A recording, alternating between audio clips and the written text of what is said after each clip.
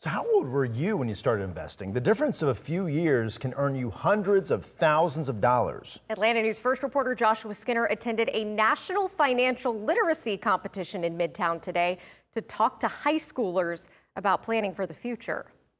Personal finance can be rough, I would say quite complicated stuff for, someone very young to understand. but it could be the difference between a comfortable retirement and eking out a life. I think every high schooler should have the right to learn personal finance. That's why Arhan Barve and the economics team at Lambert High School are at the Federal Reserve in Midtown today, competing against students from across the country in the National Personal Finance Challenge. The first mission: act as a financial advisor to a fictional woman and pitch it to a board of professionals. Her name's Sarah. She's 52 years old. We wanted her to spend her money a little more wisely on, perhaps a cheaper vehicle. The day was full of acronyms: 401k, REIT, Roth IRA, FICO, not to mention how to properly set up life insurance policies. And these teens are an exception. Less than half of Americans can pass a basic financial literacy test, including less than 40% of teens. But the numbers are trending up. 41 states require some kind of financial literacy program in high school. More than 2/3 require students to pass a financial literacy course. Georgia requires at least half a credit for students beginning in 2024.